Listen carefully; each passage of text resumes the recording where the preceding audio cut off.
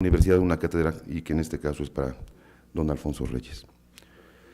Convertir a un sistema educativo formulado para impulsar el desarrollo de un país como solo un competidor más frente a proveedores transnacionales significa contraponer o someter los intereses de una sociedad o de un Estado a los intereses de un mercado que quiere, precisamente, abolir el Estado mismo o al menos cancelarlo. En esas precisas funciones, en este contexto, pues, nociones como conocimiento y educación dejan de ser dependientes de un proceso de transformación o de responsabilidad social. Por tanto, hablar de proveedores nacionales o transnacionales de servicios de enseñanza es postular ya una tendenciosa politización de los fines educativos, es insertar la educación en la globalización como un hecho independiente de los intereses de un Estado, de una nación o de una comunidad, es sustraerle su importancia como función pública. Ciertos rasgos discursivos del Acuerdo General de Comercialización de Servicios, particularmente en las 4 modalidades que considera la OMC, impiden, por el empleo de palabras clave, toda posibilidad de ver la educación como un proceso social o como un elemento impulsor de la transformación de un país. Destaquemos algunas expresiones de estas 4 modalidades. En la primera, se apunta que solo the service itself crosses the border, el servicio mismo cruza la frontera. Aquí, a diferencia de los bienes que cruzan la frontera, a la enseñanza se le llama el servicio mismo. Se piensa que esta modalidad podría crecer rápidamente en el futuro por el uso de nuevas tecnologías para la enseñanza a distancia. En la segunda modalidad se especifica que a some consumer moves to another country. Un consumidor del servicio se traslada a otro país.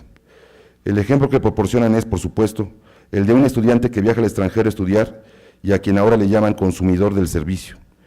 La tercera modalidad se refiere a las facilidades en el extranjero para el establecimiento de education providers, proveedores de educación, ya sea permitiéndoles establecer sus propios campus o asociarse con otras instituciones domésticas.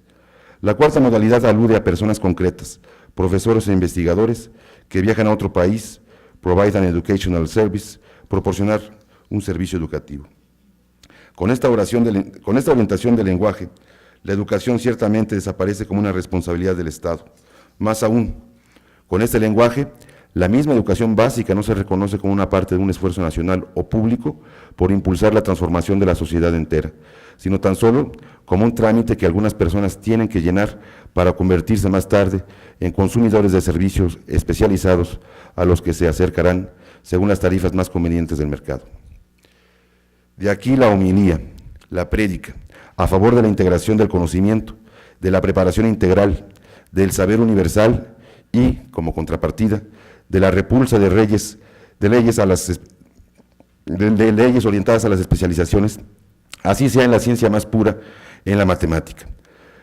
No es posible atenernos a una formación parcial, pues los conocimientos, las ciencias y las artes se cambian e intercambian constantemente avisos entre sí, viven de la intercomunicación. Cito textualmente a Alfonso Reyes.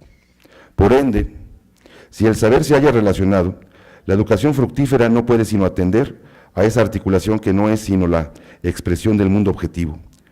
El aislar un objeto de acción o de conocimiento constituye una operación transitoria y provisional. Por consiguiente, la especialización no es más que un momento que debe de ser superado a favor de la universalidad. Y no es otro el sentido de universidad. Los conocimientos han de integrarse, pues en el mundo mismo a que se refieren es un conjunto de relaciones, al igual que el sujeto que en el acto de conocer pone en juego la razón, así como la imaginación, electricidad esencial del espíritu que todo le enciende y vivifica, por una humanidad culta.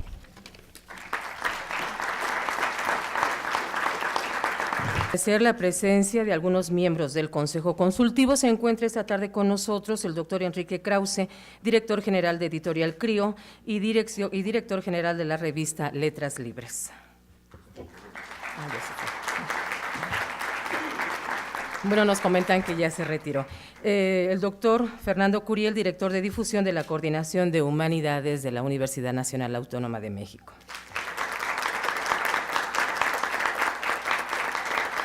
El doctor Alberto Enríquez Perea, director del Archivo Histórico del Colegio de México.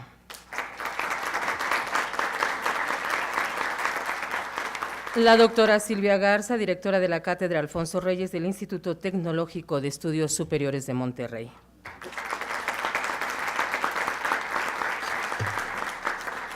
A continuación se procederá a la instalación de la Cátedra Alfonso Reyes, el Colegio Nacional UAM, la constitución del Consejo Directivo y la lectura del acta constitutiva. Universidad Autónoma del Estado de Morelos, Campus Chamilpa, a 21 de enero de 2005. Con esta fecha se lograron establecer programas de colaboración con la Dirección General del Centro de Estudios Literarios, Biblioteca y Museo de la Capilla Alfonsina IMBA, institución representada por la doctora Alicia Reyes en su calidad de directora del referido centro, con el Colegio Nacional y el Colegio de México.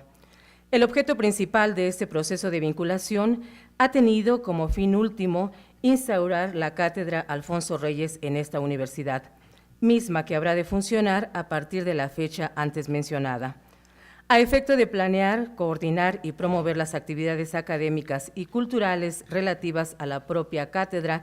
Con esta fecha se crea el Consejo Directivo y Consultivo de la Cátedra Alfonso Reyes, integrada por los siguientes miembros fundadores: doctora Alicia Reyes, directora del Centro de Estudios Literarios de la Capilla Alfonsina IMBA; maestro Adolfo Castañón, miembro de la Academia Mexicana de la Lengua; doctor José Emilio Pacheco, miembro del Consejo Nacional; doctor Vicente Quirarte, director general de Biblioteca Nacional UNAM; doctor Ramón Xirau, miembro del Colegio Nacional; ingeniero Gabriel Said, miembro del Colegio Nacional; psicólogo René Santoveña Arredondo, rector de la Universidad Autónoma del Estado de Morelos, y el licenciado Manuel Prieto Gómez, secretario general de la UAM.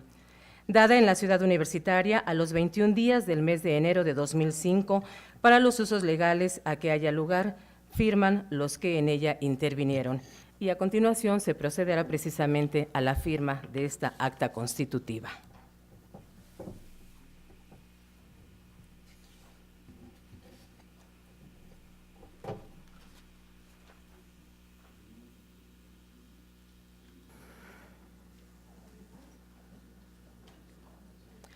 A continuación daremos paso a la conferencia inaugural Alfonso Reyes en Cuernavaca, por el doctor José Emilio Pacheco.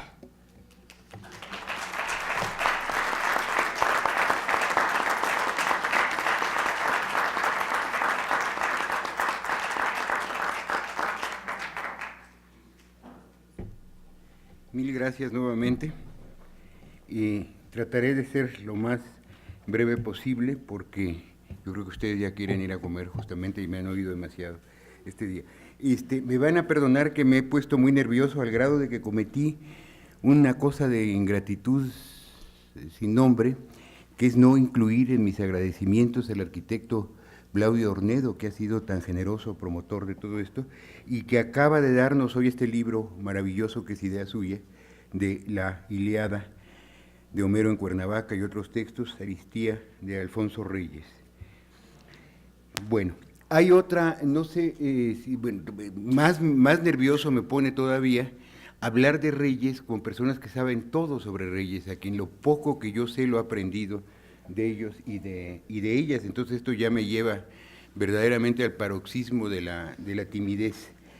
A ver cómo me sale.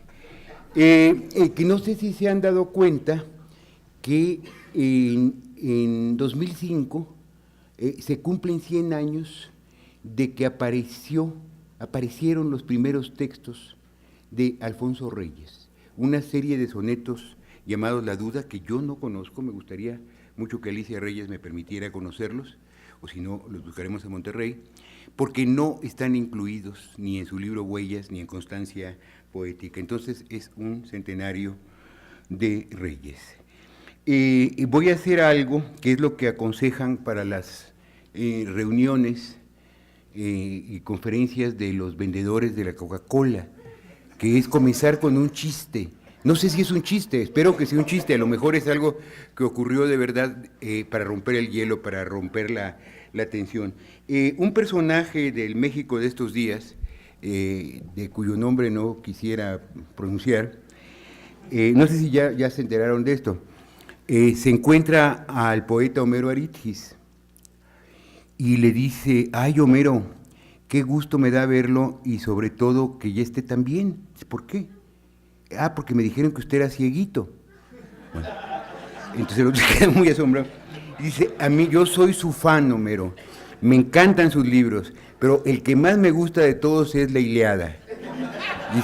Dice, sobre todo tiene un capítulo magistral que es donde cuenta lo del caballito de Troya. Bueno, entonces, no sé, a lo mejor es un chiste, yo lo cuento como lo contaron. Si es una anécdota estúpida, es terrible, porque señalaría de verdad el fin, la muerte de los clásicos. Nadie los lee, quedan las películas y algunas anécdotas erróneas, porque como todos ustedes saben, el caballo jamás aparece en la Ilíada, sino está en el segundo libro de la Eneida de Virgilio.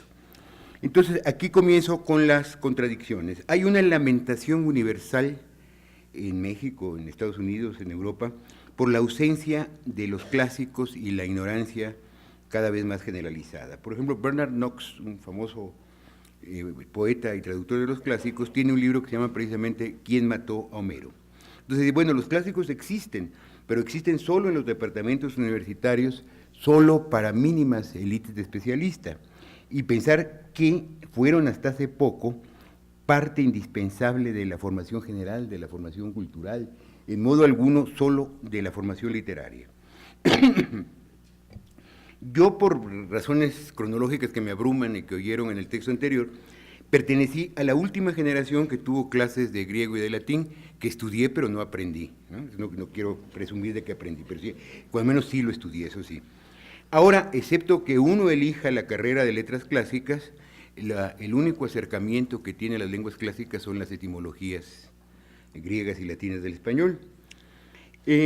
Por ejemplo, este año también, junto con La duda de Alfonso Reyes, es el centenario de ese libro tan importante de Rubén Darío, que es Cantos de Vida y Esperanza.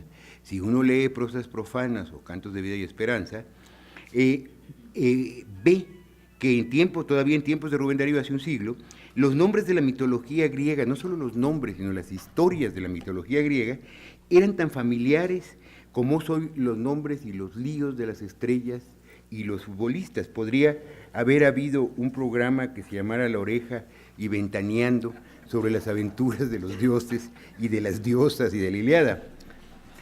Ahora, sin embargo, están absolutamente en todo. Por ejemplo, nos damos cuenta de que llamamos a estas personas, sobre todo estas mujeres, estrellas, exactamente como los griegos que elevaron sus dioses a los cielos, Venus, Marte, Mercurio. Hay olimpiadas, hay un culto universal por el deporte, hay un culto universal por el gimnasio, toda idea griega, y está en la poesía, en el teatro, el ensayo, el pensamiento científico, el pensamiento político, la democracia. Hablamos de utopía, hablamos de complejo de Edipo y de alguien muy bella, decimos Salma Hayek, es una Venus, ¿no?